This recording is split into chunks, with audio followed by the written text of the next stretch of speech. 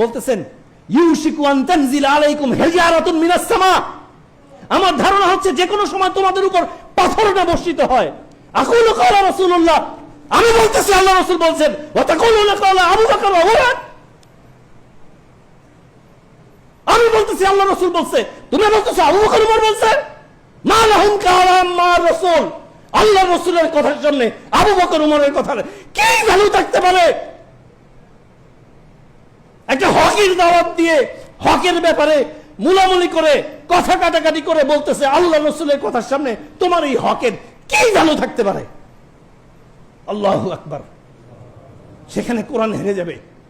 আল্লাহ সুবহানাহু ওয়া তাআলা বলছেন ইন্না নাহনু নাযালনা যিকরা, নিশ্চয়ই আমরা এই কোরআনকে নাযিল করেছি, ওয়া ইন্না লাহু লাহাফিজুন। ও দুষ্কৃতকারী শুনে রাখো, ফামাহিলিল কাফিরিন আমহিলহুম রুয়াইদা, কিছুদিন তোমরা ছাড় পাচ্ছ, অবশ্যই আল্লাহ তোমাদেরকে পাকড়াও করবেন, করবেনই করবেন ইনশাআল্লাহ। কোরআন কখনো হেরে যাবে না। সম্মানিত মসজিদের মুসল্লি, বলতে পারেন এত গলা উঁচু করে কথা বলছেন কেন?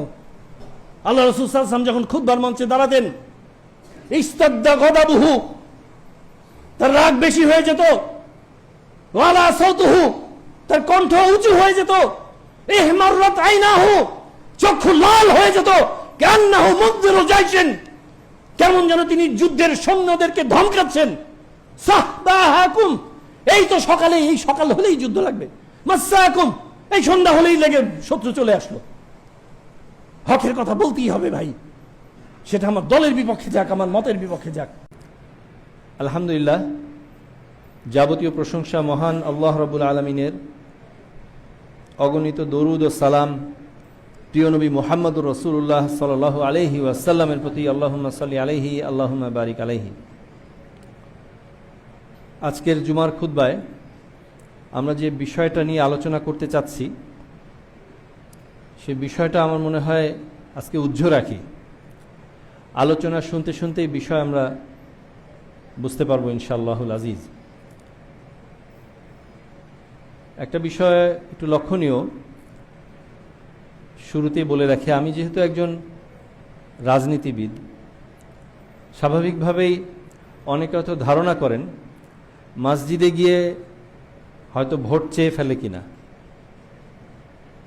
আমার মনে পড়ে না 2019 সাল থেকে প্রায় দীর্ঘ 6-7 বছর এই মঞ্চে আল্লাহ সুবহানাহু ওয়া তাআলা আসার তৌফিক দিয়েছেন।